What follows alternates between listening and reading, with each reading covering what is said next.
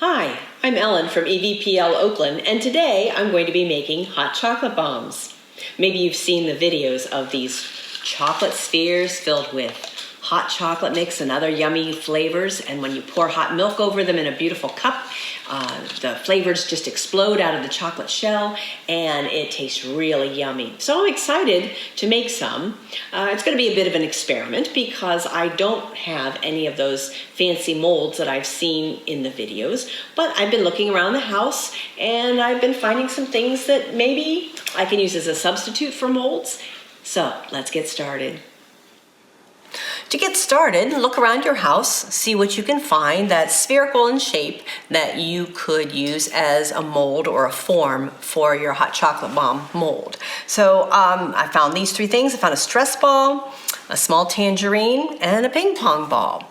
And as I looked at it and thought about it some more, I think the stress ball is a little bit too big. I don't think I have a coffee mug that size that I could put that size of a hot chocolate bomb in, so I don't think I'm going to use that. But the other two are a good size. We're not going to take these and dip them into the chocolate. We're going to use these to form the molds. So what you need now is a square piece of aluminum foil, 10-inch by 10-inch or 12-inch by 12-inch, folded into quarters, and cut those quarters out until you have a piece that looks like this. For each cup you make, for each half of a hot chocolate bomb, you're going to use 2 sheets of aluminum foil, so it's a little bit more sturdy. You put your ping pong ball or tangerine or whatever you have in the center and start folding up the corners. You fold up a corner and then you'll take this corner, kind of fold it over again and bring it up to meet the other one. So as you go around and you just keep kind of folding it, kind of looks like pleats. And you keep folding it over. So you're going to be making a cup that will hold that wonderful chocolate. And you keep folding it, pressing it up against the ping pong ball so it holds its shape. Okay. Take your scissors and cut around the edge here. Cut the excess off and then you can trim it better.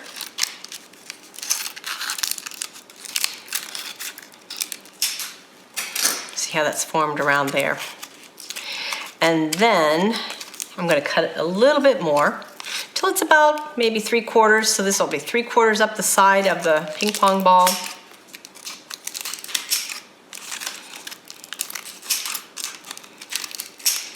There you go.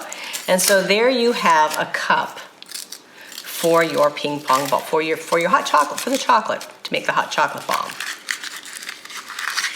Okay, kind of take the ping pong ball out, form it again, and there you have it, a nice cup for your chocolate. We'll be spreading the chocolate on the inside. Okay. You'll need 2 of those for each hot chocolate bomb you're going to make. So make a few in advance and you'll be all set to go. Another thing I found that was really cool, another way to mold your chocolate, I found this at the grocery store. It is a children's treat. It's got candy inside and a little toy. It's egg-shaped. It's about the right, it's a good size for a hot chocolate bomb. So you can take it home. I'm not endorsing a product, but it is a good shape. So anyway, I had seen some videos of it, so I thought I'd give it a try. So I took it home, took out the candy inside, washed it up, dried it. It's very important for all your molds and anything you're using when you're working with chocolate to make sure that there is no oil and everything is clean and there's no water that will come into contact with your chocolate. That's really not good when you're trying to mold chocolate. So I've got 2 perfect little hemispheres here that I can fill with chocolate and use as a mold. So as you can see, this one's going to be a much smoother surface on the inside. I'll make it much smoother and shinier hot chocolate bomb. This has some texture. It'll be a little rougher on the outside of the bomb, but with decoration we can hide that and make it look really attractive. So we've got our molds. All we need to do now is talk about the good stuff, the chocolate. When I was looking online at videos on how to make hot chocolate bombs, there was a lot of discussion about the type of chocolate you should use and also how to melt the chocolate. Many of the people who made hot chocolate bombs stressed that you should use good chocolate and chocolate that contains cocoa butter and not too many other things. They say that those can get in the way and it won't make a nice hard shell. Some of the people liked candy melts, other people didn't like the taste of candy melts, but many insisted that if you are going to use candy melts, then you should get a high quality brand. So after looking at everything, and other people just said, take some chocolate chips, throw it in the microwave, heat it up till it melts, and didn't really talk much about temperature, the chemical makeup of the chocolate as it's being heated and then re-solidifying. So what I kind of took the middle ground, I bought a well-known brand of chocolate. I'm using dark chocolate because it'll make a harder shell. And so dark chocolate chips, a well-known brand, and I just followed the directions on the package, which are, to get a good melt, you take your 2 cups of dark chocolate chips and you melt it in 3 stages. For the first stage is 45 seconds on high power in your microwave. Then the second phase is, then you take it out, stir it up, move it around. Then you also put it back in the microwave for 15 seconds, bring it out, stir it up, mash it a little bit. I mash up the chocolate, and then the third time you put it back in the microwave for 15 seconds again. Try not to get it too hot, and then it should be ready that you can give it a good stir and get all the lumps out. And so you'll go from this to this. So I was able to be careful. You don't want to get it too hot. If there are still lumps after the last set of 15 seconds, just use muscle power and it'll work just as well. It should be melted enough that you can get it nice and smooth like this. This is a good melt. So now we're ready to fill our molds. I've got my molds here. I took them, as you can see, and I put them in a muffin tin so that the chocolate doesn't slosh all over the place. So let's fill a couple of these. You just take the chocolate and a spoon and fill up that mold with a thin coat of chocolate all along the mold. Okay. Put some in, and then with another spoon or a knife, I've even seen some of the videos showed people using paint brushes. I didn't think I wanted to do that, so I just thought a spoon works just as well. So you just spread it around. Make sure to take the chocolate all the way up to the top of the mold. Might get your fingers messy, but that's okay. Take it all the way up. You want a nice solid edge up here because you're going to be joining 2 halves together, and so they have to be able to be strong enough to fit together. All right. Plus, when these are in the refrigerator solidifying, they will be gravity will take hold, and some of the melted chocolate will all slump down to the bottom. So if you build up the upper edges, you'll have a nice, good, solid edge for joining the 2 halves together. So there's the foil mold. Let's try one of the egg molds.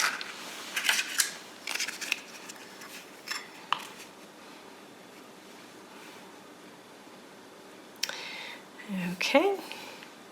Just put some in and then just start taking the chocolate, spreading it around on the inside of that mold. Boy, that smells good.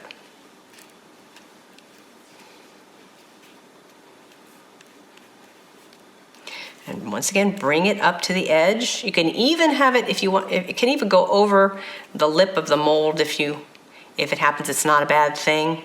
You can always just peel that off after it's hardened. There you go. So there we have another mold filled. You want to make sure that you can't see any of the foil or see any of the white plastic peeking through. Try to get it nice and solid. You want to make sure it's a nice thick shell so that none of the cocoa powder or whatever is inside doesn't leak out. So I'll fill these others and put them in the refrigerator to harden, and then we'll come out and fill them a second time, get a second coat on the inside of the mold, and then we'll start filling them with all kinds of goodies. I put the hot chocolate shell molds with their first coat of chocolate in the refrigerator for about 5 minutes until they were solid, brought them out and put a second coat of chocolate inside the molds, making sure to build up that upper edge to be nice and thick so that they'll have a good seal. And so I thought while those are in the refrigerator, while we're waiting for it, I could talk about what to put inside the hot chocolate bomb. Of course, you're going to need some hot chocolate, and you can buy one of those pre-made mixes that you can buy at the grocery store. You can use those, that would be fine. Some of them come with their own mini marshmallows and other flavorings, so you could put that inside. Or you can make your own hot chocolate mix. This is equal parts cocoa powder and sugar with just a little pinch of salt for flavor enhancing. Doesn't matter what kind of salt it is, just regular table salt will be fine. So this is 1/2 cup cocoa powder, 1/2 cup sugar, and a pinch of salt. Of course, you'll need some marshmallows because that's what we all want to look for when we put the hot milk on the hot chocolate bomb. Then when it opens up, the marshmallows pop out and it's an explosion of flavor. So that's always fun to see. So for effect and also for flavor, we use the marshmallows. You can also chop up some candy canes, or I use these peppermint candy discs. Just hit it with a hammer and crushed it, and I can put those inside. If you like more of a mocha taste to your hot chocolate, I had this at home and I thought I'd try it. It's instant espresso. I put a teaspoon of that inside the hot chocolate bomb, and it was a really good mocha flavor. So I think you can just use your imagination. Think about what flavors you like. You could use a cappuccino mix from the grocery store instead of hot chocolate if you'd like. I was looking at these peppermints and remembered that there are also hard candy cinnamon discs, so you could take those and chop them up and put them inside if you like the taste of cinnamon and chocolate together. So just kind of think about what you like and experiment with it and see what kind of flavor combinations you can come up with. Before we start filling our molds, there's one more step we need to do. As you can see here, especially with the ones made from the ping pong ball, the edge is not very regular. It's kind of bumpy because of the foil and the way the chocolate was spread there. So we need to flatten that edge so we get a better seal. Also, something I forgot to say before, when we are choosing our shells, you might want to take a look at the circumference of the opening of the shells. Make sure they match pretty well. You don't want a lot of gaps where the hot chocolate powder and the marshmallows will leak out. So try to get them to match pretty well in the openings so that you don't have big gaps. So don't really have that problem with the egg molds. It's a pretty consistent shape, but you do have some rough edges there once you were trying to get the chocolate off the molds. So to make a more even edge that'll have a better seal, you can warm up a microwave-safe plate in your microwave, just warm, or you can take a skillet and warm it up on the stove, and you'll use that to get a nice straight edge. So I've got a skillet that I'm going to use, and I'm just going to take that shell. I think I'm going to have to take it out of the wrapper. Take the shell and place it here on the skillet and just swoosh it around, and look how much nicer and straighter and even that edge is. A lot better. All right, so we'll do this with all of them. So now we'll get a much better seal. And if you can act quickly after this, you can use that tackiness of the melted chocolate on top, and will help you get a good seal of your eggs and your shells. All right, so we've got that. Let me do one more.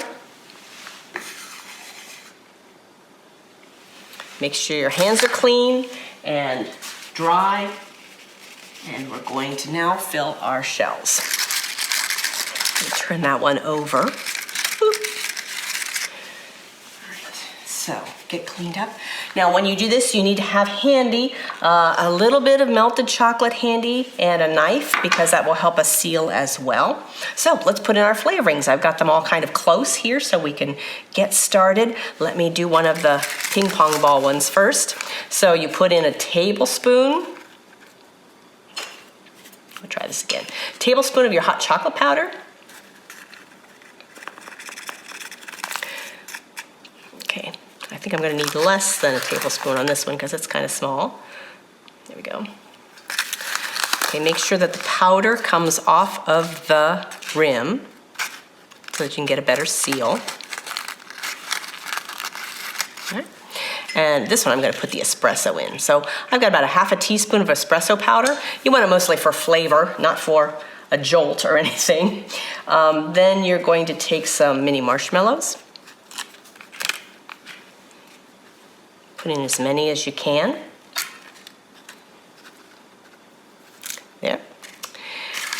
And then you take your shell and you put it on top, trying to keep everything inside. One of the marshmallows escaped. There. So then you can hold it, give it a little gentle squeeze. And as you see, you might have some gaps still. So that's what the melted chocolate is for.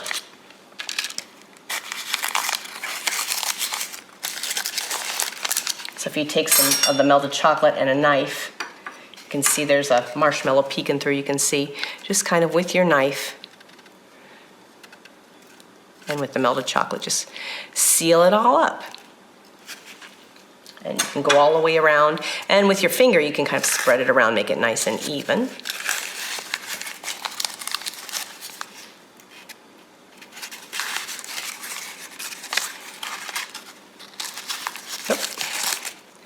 And hold it for a while. You could even put it back in the refrigerator so the melted chocolate can seal better.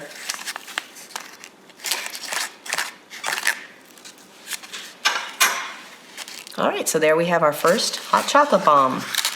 Ta-da! Let me clean my hands off and I'll make the one with the egg.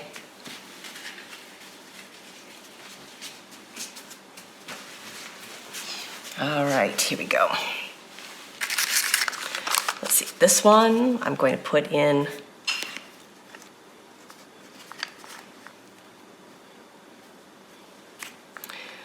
the hot cocoa powder. And I think this time I'm going to put some of the peppermint, the crushed peppermint in. And then I'm going to put in the marshmallows. I think I can fit a few more in here.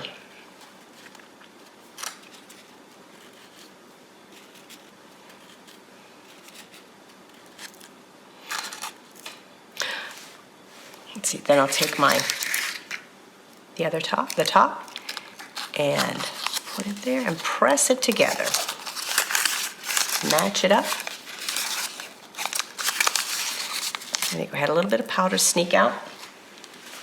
But there you go. There's got a nice shell, and you can take either your finger or a knife with the melted chocolate and spread it around so you can get a nice seal. Just to keep it together, you want it to be able to open up once the hot milk is poured on it, but you do need a seal to keep it together. All right, so we have our two beautiful hot chocolate bombs, and now we're going to decorate them. I took some white chocolate chips, melted them down, put them in a plastic bag. I'm going to cut off the tip here, and so that I can have a little bit of control of drizzling the white chocolate over the hot chocolate bomb. You might want to do a little bit of practicing with this first. I am still practicing, so we'll see how this goes. Let's see, so if I take a little bit, oh, here it's already coming out. So if you just give a little squeeze and drizzle the white chocolate. So you've got a nice contrast there between the dark chocolate and the white chocolate. You could also use milk chocolate. That's got a different color if you want some contrast.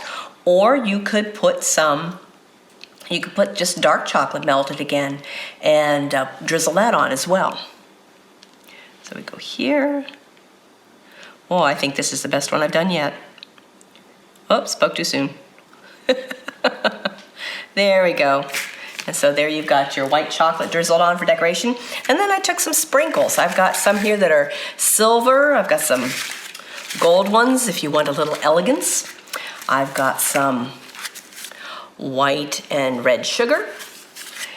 And then I've got some multicolored sprinkles. So depending, I'm making mine for Valentine's Day, so I think the red and white will be really nice.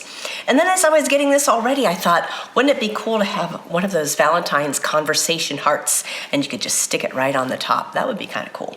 All right, so let's sprinkle on some sugar. All right there. Oh, let's be elegant. Let's do some gold. You can use a little or a lot.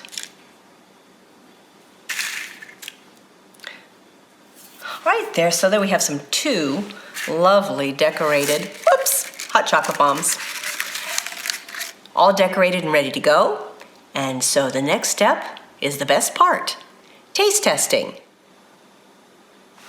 I'm planning to give away my hot chocolate bombs as Valentine's gifts, so I thought one way to present it might be to get a nice Valentine's mug and put the hot chocolate bomb inside and wrap it all up in some cellophane or tissue paper. That might be one way. I've also seen at the stores these very inexpensive heart-shaped boxes that you could use. Get some tissue paper and then just put 1 or 2 hot chocolate bombs inside. And now it's time for the taste test. Let's see how these go. I'm going to take this out. And I found some also red and white cupcake wrappers. Put them in. Make them look like fine chocolates from a candy store. And so I'm going to put my cup on top of the box so you can see better what's going on when we pour the hot milk inside. All right, let me go get the milk. I did not heat the milk to boiling. I heated it to steaming and then just a little bit past and tested it with my finger. I want to make sure it's hot enough to melt the chocolate shell, so everything can explode and come out of the shell. So just a minute, let me go get the milk. Here we go. Got the milk, and we'll put the hot chocolate bomb inside the cup. There we go. There it is inside the cup. And then we'll pour the hot milk inside. And the hot chocolate bomb rises to the surface. Look at that. Isn't that cool? And so then you can take your spoon and you stir a little bit. And as it melts, it should open up. Oh, here's opening up. And you'll see the marshmallows come to the top. Oh, there it is. It opened up. Oh, there they are. Oh, wasn't that cool? Oh, we did have an explosion with our hot chocolate bomb. That is really cool. All right, let me see. Now stir it all up.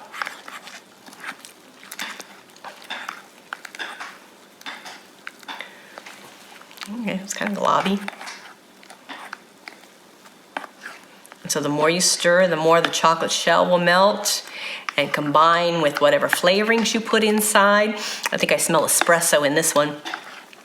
And melt with the chocolate and the milk, and everything will combine, and it would be a real treat for a cold winter day and